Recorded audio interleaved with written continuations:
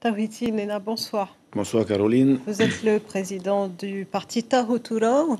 Vous avez-vous un regard sur le futur gouvernement, quelques espoirs par rapport à certaines personnes, non?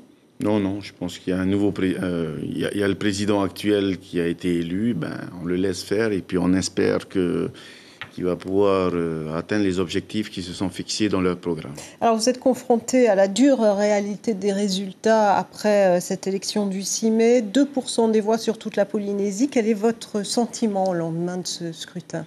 Non, je pense qu'il faut accepter les résultats des urnes.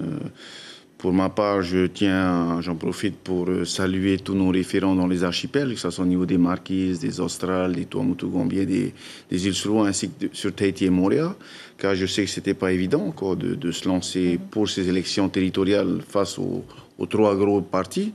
Mais bon. À quoi vous attribuez ce score un peu faible tout de même? Enfin, peut-être au niveau de la communication, il faut qu'on s'améliore, mais c'est vrai que le peu de personnes que nous avons eu l'occasion de rencontrer, d'échanger, on a pu les avoir en notre cause. Maintenant, comme je disais, ensuite, il y a trois grosses machines quand même qui sont en face, quoi. Et puis, il y a tous les maires. Donc, il est vrai que dans les archipels, 80% de la population suivent, 90% même suivent ou le maire et le gouvernement.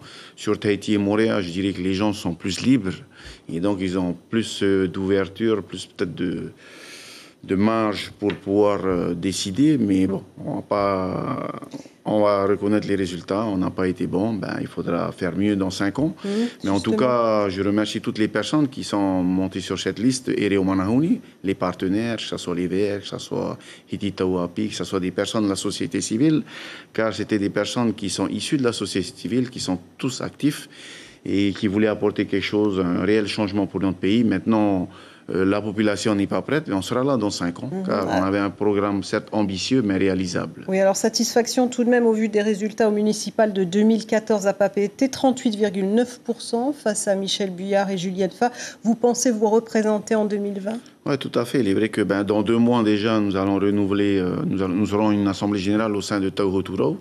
Donc il faudra présenter de nouvelles candidatures pour reprendre le parti. Peut-être qu'on changera de président, revoir le bureau.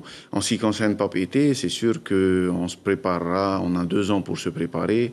L'objectif, c'est le bien des administrés de Papeete. Donc on avait un programme il y a 3 ans, on essaie de voir comment est-ce qu'on peut faire en sorte que le maire puisse réaliser, faire en sorte que les administrés de Papeete payent moins de charges. Car aujourd'hui, c'est la commune où les administrés payent le plus de charges et beaucoup de familles souffrent, aussi bien à Papeete que dans toutes les communes. On a bien compris. Mais on va se préparer pour les communales. Ce sera votre combat pour les prochaines municipales. Tawhiti Nena, je rappelle que vous êtes le président du parti Tahoturau.